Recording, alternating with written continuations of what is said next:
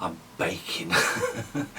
Anyway, I thought I would do this video about the latest addition to my list of favourite films, Where Eagles Dare, based on the novel by Alistair MacLean, who also wrote the screenplay, directed by Brian G. Hutton, starring Richard Burton, Clint Eastwood and Mary Ure. Fantastic movie, great story, wonderful editing by John Jimpson, who also did Zulu. So many classic lines. Strange, I seem to remember the cathedral being on the other side of the square. Your conduct does not become an officer of the Wehrmacht. Burton firing on all 6 cylinders here. Very clever script. I mean, just so many twists and turns, and watching it, it's really like an operation in real time.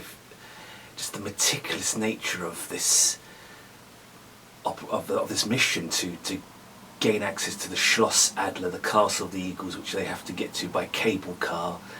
You can definitely see the influences this had on games such as Return to Castle Wolfenstein. There's a cable car in that game, great game. And Eastwood just mowing down loads of Germans, just not in a bloodthirsty way. There's no real blood really. Just the tongue-in-cheek nature of, you know, they're firing all these bullets and not hitting anything, and he's like, and then just the nature of the ensembles, what a great cast, and then the bit on the cable car,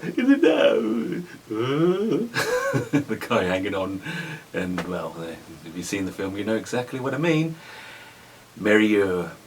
Now, she was married to Robert Shaw, and in a biography of Shaw there was some interesting details about their relationship, which I won't divulge here, but yeah, and she's fantastic as Richard Burton's wife in this, terrific, and a worthy agent in her own right. Ingrid Pitt, also excellent, got shades of Diana Rigg.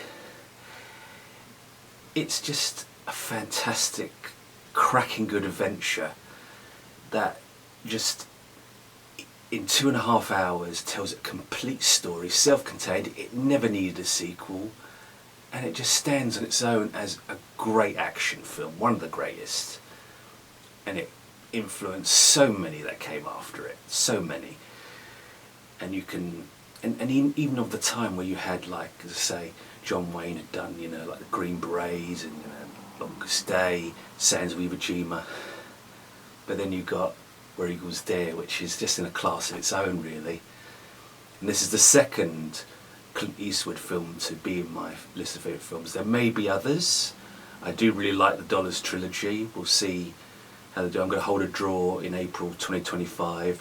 30 films, see what comes out of the hat, and maybe a Dollars film will be joining them. We'll see.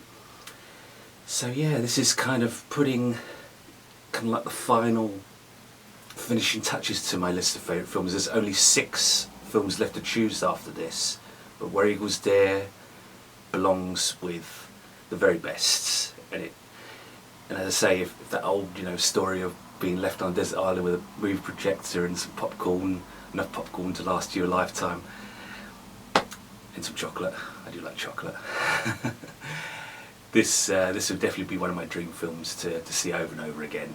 I was just enraptured by every single every frame of this movie. Just fantastic. It was so well constructed, beautifully crafted from top to bottom. Cinematography, music. Got to mention Ron Goodwin's pitch perfect soundtrack. That theme, oh, brilliant. And the little subtle, suspenseful motifs running through it, just to tie it all together. And it's just a classic, classic film. And now it's one of my all-time favourite movies. I'm Richard Jack Smith, thank you for watching, and I'll see you next time.